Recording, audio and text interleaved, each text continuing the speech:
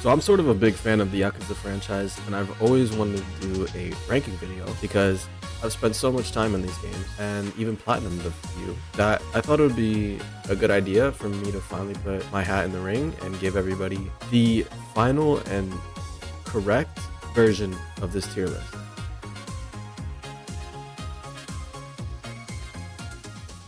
All right, so here's the tier list. I have it from peak to never played, and then the lowest ranking is should not have been made. What we're going to look at in this tier list is basically my favorites. So first off, there's a few games that I have never played, and we're going to put those in the never played spot because they're not going to be ranked today. Unfortunately, these games either have really difficult access to get to, or they have a remake that is much easier to access. I would recommend playing these games, but just know I haven't. So that's where we're going to put the original Yakuza, Yakuza 2, Yakuza Dead Souls, and I almost forgot to put Yakuza 0 Director's Cut. So to start off, the worst game, in my opinion, in the Yakuza franchise is going to be, drumroll please,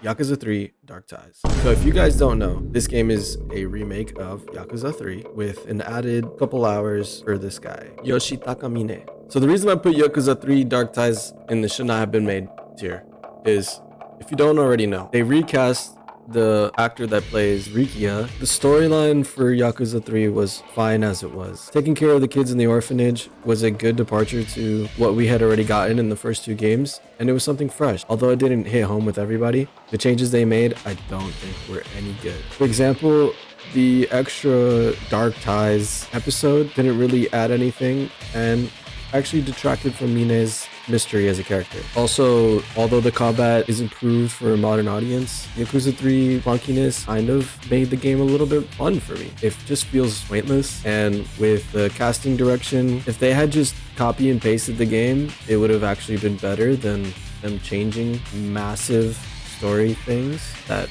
affect future games. And it's part of a poor remake culture that makes it difficult to play the old games. Next up on the list in my ranking is Like a Dragon, The Man Who Erased His Name. Although I love this game and I had the platinum for it, the storyline is absolutely atrocious. Kiryu is basically a pawn in the Daidoji scheme to take power of the underground after the dissolution of the Yakuza. This game had one of the worst plot twists, as well as a short storyline, which it was meant to be, which is understandable. It's a guiding game, it's not the full thing. But compared to some of the rest of the games in this franchise, it's not even close. The agent style felt worthless most of the time, and I spent most of the game just playing as the Yakuza style. It's not just me, but a lot of people just ignored the Daidoji's agent style for like most of the game.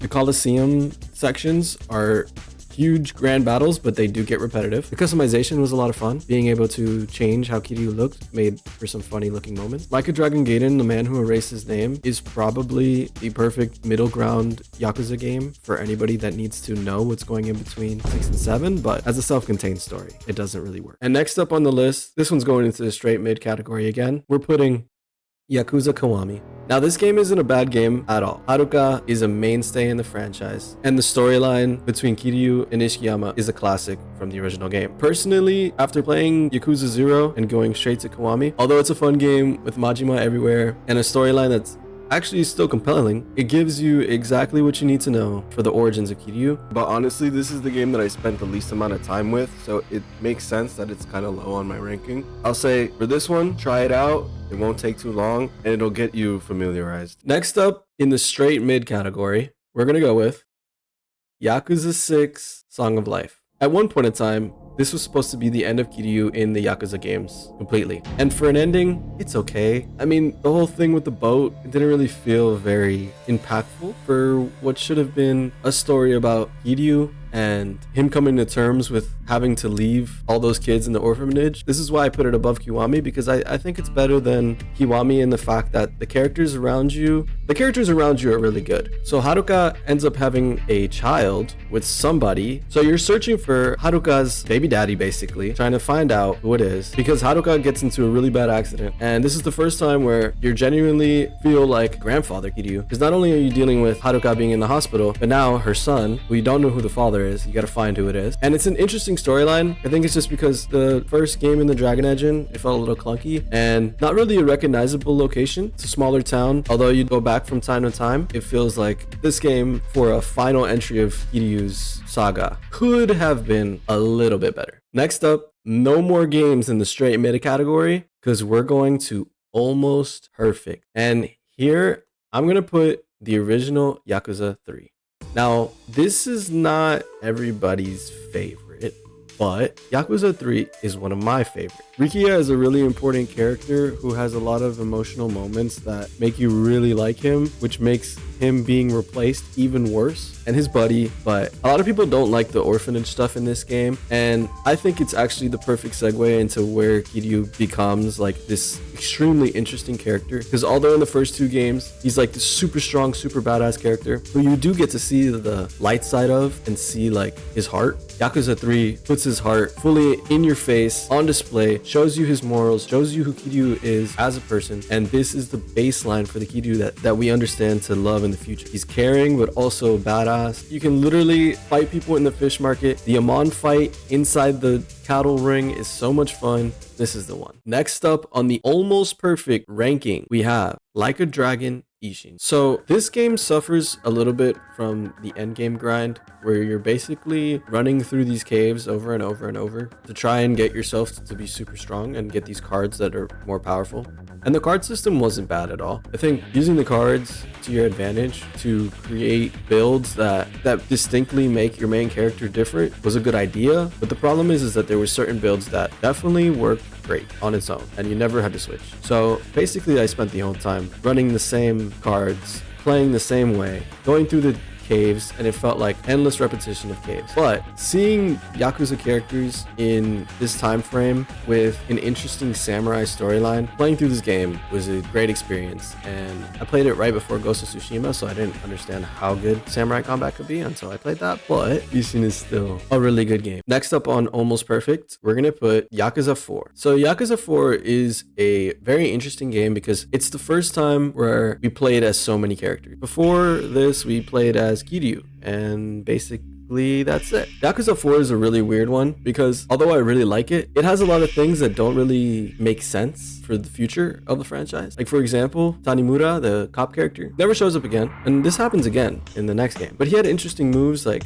his grappling and being able to jump on top of enemies is fun and ridiculous. But I like how different each character feels from one another, because Taiga Saejima is just basically like that rough and tough, bruising Gary Buster Holmes type, while Akiyama is nimble and Tanimura is a grappler. Meanwhile, Kiryu is just, himself, being an absolute badass. This game has a lot of good sub stories as well, and you could do revelations for each of the individual characters. So this game was honestly just an upgrade to 3, while also introducing a lot of characters that were vital to the future as well. So next up on the list, we're gonna have Yakuza 5. Yakuza 4 and 5 feel very similar in some ways, and then in other ways it feels like a definite upgrade. Akiyama's storyline coming back and being more fleshed out, fantastic. Loved it. Thought it was great.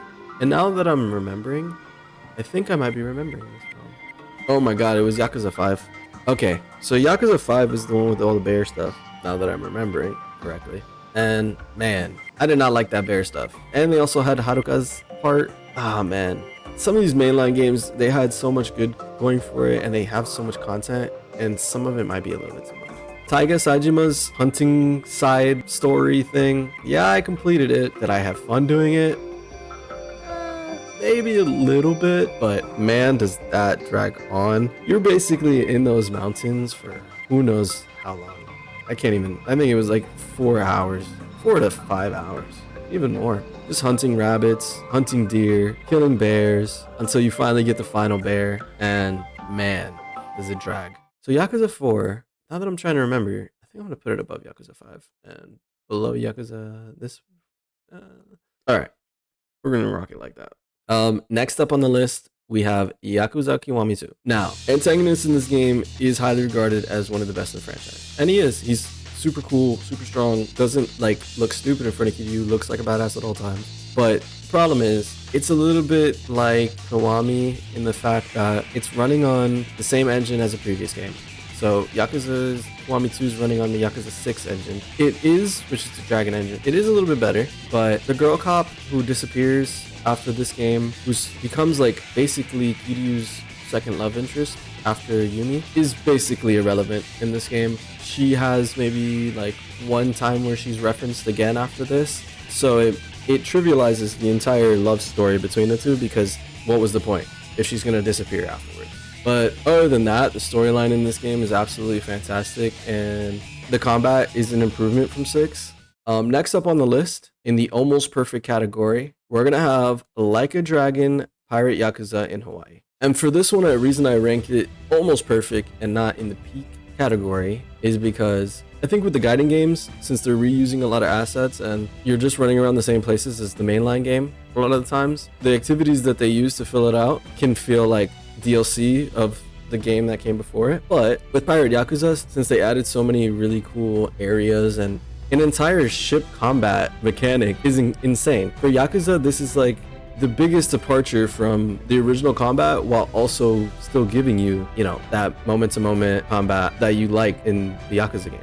Unfortunately, the combat could get like a little bit repetitive once you get like a really good crew and you can wipe basically everyone. You can power scale really hard in this game, really fast, but the game is still like really fun. The main storyline is whatever, it's okay, but the gameplay with the ship combat, it's just too much fun to put anywhere underneath some of these experiences. Next up in peak, I'm going Yakuza Like a Dragon. This is the game that I started with, so I didn't know anything about anything, not even Yakuza 0 before this. I had put so much time into this game, and it was like one of the first games where I finished it after 100 hours and I still wanted more. And that's how I ended up with this entire franchise being played. Basically, this game is the catalyst for my entire franchise. Yakuza 7 is honestly so great. The characters that they put you with are interesting and they're all different in their own ways. Namba, although he's a homeless man, has like a history like of success. Adachi is not the run-of-the-mill like shitty cop. He's actually a good detective and private investigator, I believe. All the characters are really fun and interesting. Even the characters that you get later, it really does feel like a classic RPG with adding more characters to the party, you know, and it only gets better, you know, from here, because you have the next one in the franchise, Infinite Wealth, which I do believe is a straight improvement from the last. Not only do you have Kiryu in the game now as well, even though he was only in it for like an hour on Like a Dragon. You can play as him, right? You still have the job system, new jobs, fun jobs that give a lot of variety. The job system was a huge upgrade in Yakuza because it made this game truly like the RPG that you would want it to be. Not like stupid, healthy enemies that you have to fight over and over and over, but just straight good enemy variety, good things to do, so many things to do. You're in Hawaii, so you know, finally a Yakuza in an American setting. You can see how they interact, cultural differences, some of the cultural similarities. This game is just great. I love it. Maybe it's recency bias that makes me put it up so high, but it's just fantastic. I got the platinum trophy on this one, and I would recommend a lot of people play this one. And then obviously this, you know, wouldn't be correct and definitive if Yakuza 0 wasn't on the top. And this game, although for many people was the one that they started with because they heard so many good things about it, for me, I played it directly after the first one I played, Like a Dragon. And from the combat that I've faced in Like a Dragon to Yakuza 0 made me super interested in this franchise, because 0 doesn't have a job system. It has the styles. You got Beast style, you got breakdancing style from Majima. That's another thing. You get to play as Majima for like most of this game, or half of this game. Kiryu for half and Majima for half. Two of the best characters basically in the franchise that you get to play as for 50% of the game each. So it keeps the game fresh, interesting, and the storylines are so good. Not only do you get to see Kiryu, you know, go through hell as a newbie in the Yakuza, you also get to see his relationship with Nishikiyama. You get to see Majima's ascent into power. Basically, you get to see how these guys became the legends that they are. The Legend of Dojima, you know, he wouldn't be who he was if it wasn't for this game, right? So that's it. There we go. That is the entire ranking of the Yakuza franchise, excluding maybe the Judgment games. No, that's an RGG thing. That's not really Yakuza, but I don't know if they have references. They may have references. But, what would I change here? I forget if Yakuza 4 or Yakuza 5 had the ending. Oh, that's right. Yeah, in Yakuza 0, you get to see Daigo as a kid. That's another thing. I never brought up Daigo once, but Daigo is a huge part of this franchise, and maybe one day we'll get to play as him. I mean, you get to play as him in some Coliseum moments. I forget in which game, but you definitely get to play as him. That's for sure. Daigo Dojima is a great character that everybody should know. And if you're a noob, some of these games may feel like very daunting to you, but they're very chill. Like you run around the same place a lot of the times, and you do activities that are a lot of fun, like the Cabaret Mini Club. Oh my god, I didn't even talk about the Cabaret Club mini games. My goodness.